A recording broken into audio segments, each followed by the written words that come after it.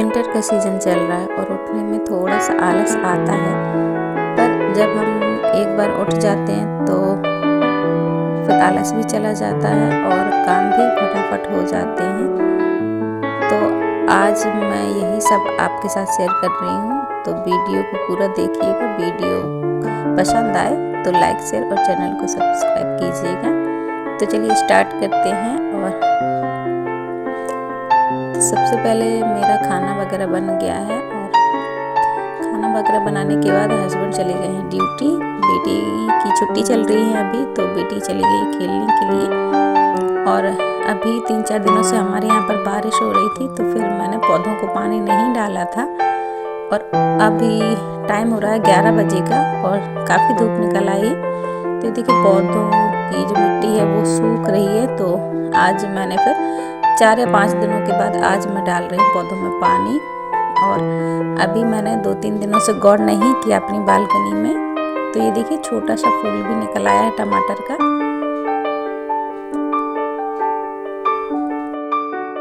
और आपके यहाँ भी अगर पौधे होंगे तो आपको पता ही होगा, सर्दियों में बहुत कम पानी लगता है पौधों में, क्योंकि उससे ही पौधे बहुत अच्छे से खिले रहते हैं। तो इसके बाद मैंने कपड़े भी मशीन में लगा दिए थे।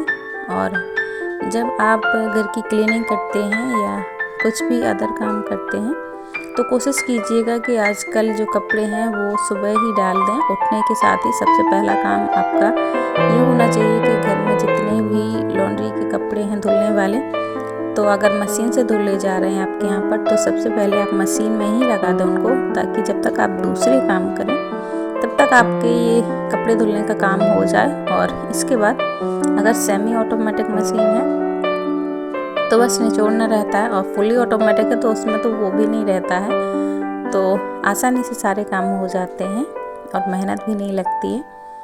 तो मेरी तो सेमी ऑटोमेटिक मशीन है, तो मैं पहले सुबह लगा देती हूँ मशीन जब भी मुझे मशीन से कपड़े धुलने पड़ते। ज़्यादातर तो मैं हाथ से ही धुलना पसंद करती हूँ, क्योंकि जो कॉलर वगैरह है तो वो साफ़ नहीं होता है शर्टों का। और हस्बैंड के कपड़ों को ज़्यादातर हाथ से ही धुलना होता है, क्योंकि उनके कपड़े काफ़ी गंदे हो जाते हैं, उनका क्षेत्र में काम होता है, तो इसलिए उनके कपड़े मुझे हाथ से ही धुलने पड़ते हैं। और कुछ जो ऊनी कपड़े हैं वो मैं मशीन में ही लगा देती हूँ, तो ऊनी कपड़े बहुत अच्छे से मशीन में साफ़ हो जाते हैं। तो चलिए कपड़े मेरे धुल गए थे तो फटाफट से इनको फैला देते हैं। और आज जबकि धूप बहुत अच्छी निकली है, तो आप सभी लोग भी आप धूप का पूरा आनंद लिया कीजिए। जितना धूप का काम हो वो तो कर ही लें। तो देखिए जैसे कि मैंने यहाँ पर आज 3-4 दिनों से हमारे यहाँ पर धूप आज पहली बार निकली है। 3-4 दिन से खुला ही नहीं था मौसम, तो धूप बहुत अच्छी निकली है। तो मैंने अपने सारे ब्लैंकेट जो भी ओढ़ने वाले थे वो धूप में दे दिए हैं, तो इससे धूप अच्छी लग जाएगी और थोड़े बहुत जो कीटाणु हो रहे होंगे वो भी खत्म हो जाएंगे। क्योंकि देखिए ये हैवी सामान होते हैं, हैवी कपड़े होते हैं, इनको हम डेली वॉश तो नहीं कर सकते हैं, तो इनकी गंदगी हम कैसे निकालें। तो जब भी धूप निकले तो इनको अच्छे से धूप में दे दें, तो इसमें जो बैक्टीरिया पनप रहे होंगे वो मर जाएंगे। और इसमें जो बैड स्मेल हो रही होगी वो भी खत्म हो जाएगी। और आपका जो ब्लैंकेट वगैरह हैं या रजाई वगैरह हैं जो भी आप इस्तेमाल करते हो सर्दियों में, तो वो एकदम सही लगता है, साफ़ सुथरा सा लगता है। और इसके बाद अभी बारी आती है बेडशीट बिछाने की, क्योंकि मैंने सुबह ही बेडशीट निकाल दी थी। और मैं ट्राई करती हूँ कि मैं सुबह जब भी मैं मतलब खाना बनाऊँ उससे पहले जो भी मुझे कपड़े धुलने हैं, तो पहले मैं सारे कपड़ों को सोचती हूँ। जब भी मैं चाय बनाती हूँ तो चाय बनाने के साथ ही साथ मैं थोड़ा सा दिमाग लगा के सोचती हूँ कि आज मुझे क्या क्या काम करना है। तो जब भी आप कुछ ऐसा काम करें तो पहले से ही प्लानिंग करके रखें कि आपको आज दिन भर में क्या क्या काम करना है, और जो ज़रूरी है वो वाले काम आप अपने लिस्ट में पहले रखें। छोटे छोटे काम तो देखिए होते रहते हैं। तो आज मेरी लिस्ट में था पूरे घर की बेडशीट चेंज करना, तो मैंने बेडशीट चेंज कर दिया था। बस दोनों बेडों की कर दी थी, अपने बेड की नहीं की थी, क्योंकि उसमें गर्म वाली बेडशीट बिछी है और यहाँ पर मुझे बिछानी थी सूती वाली। तो ये मेरी न्यू बेडशीट है, तो मैंने बेडशीट भी लगा दी है बेड में। और ये देखिए कितना अच्छा लग रहा है बेडशीट लगने पर। तो बेडशीट लगा दी है। इसके बाद जो छोटे मोटे काम है वो कर लेते हैं।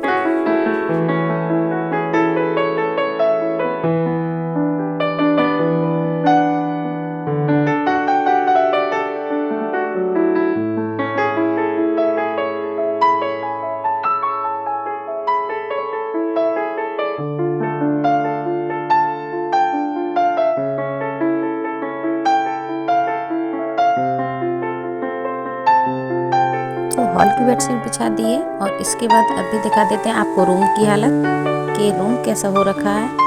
तो ये देखिए रूम बिल्कुल मैसी हो रखा है क्योंकि बेटी का जागना थोड़ा सा लेट से हो रहा है।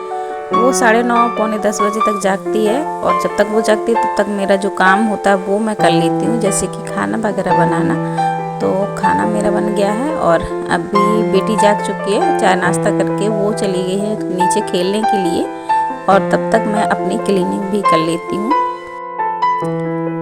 तो फ्रेंड्स देखिए, बेडरूम को क्लीन करने के लिए सबसे बड़ी चीज़ होती है बेडरूम का बिस्तर साफ़ करना। और बेड आपका एक बार अगर बन जाता है तो आधे से ज़्यादा काम तो वैसे ही हो जाता है बेडरूम का। और बेड हमेशा या बेड कमरा आपका हमेशा साफ़ सुथरा दिखता है। बेड एक बार बन जाए तो कमरा एकदम नीट एंड क्लीन लगता है। तो चलिए बेड मैंने बना दिया फटाफट से और अभी कर लेते पूरे कमरे में झाड़ू।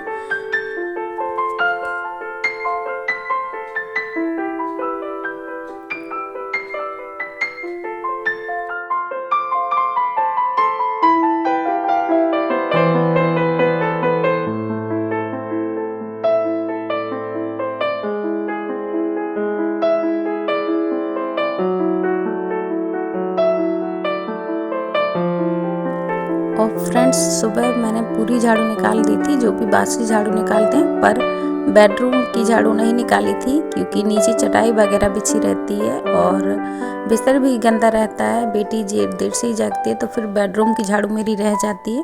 तो फटाफट से लग गई मेरी बेडरूम में झाड़ू। इसके बाद कर लिया था मैंने पूरे घर में पोछा।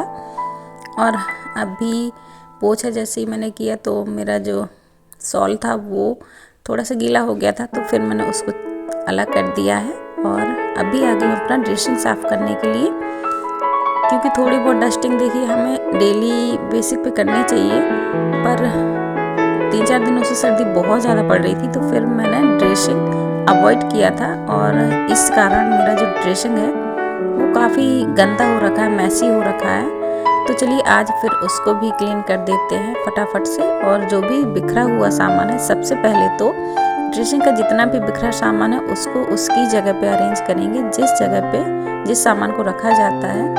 और मेरे कुछ सेफ्टी पिन वगैरह हैं वो भी यहाँ वहाँ काफ़ी सारे हो गए थे, कोई इस दराज में कोई उस दराज में ऐसे करके रखा हुआ था। तो सारा का सारा मैंने पहले एक बैंगल में लगा दिया है और टांग दिया उसको। और इसके बाद बारी बारी से सारे जो भी मेरे प्रोडक्ट हैं यूज करती हूँ मैं, मेरे हस्बैंड, तो उनको मैं अच्छे से क्लीन करके उसकी जगह पे रख दूँगी और इसके बाद करूँगी पूरी ड्रेसिंग की अच्छे से क्लीनिंग।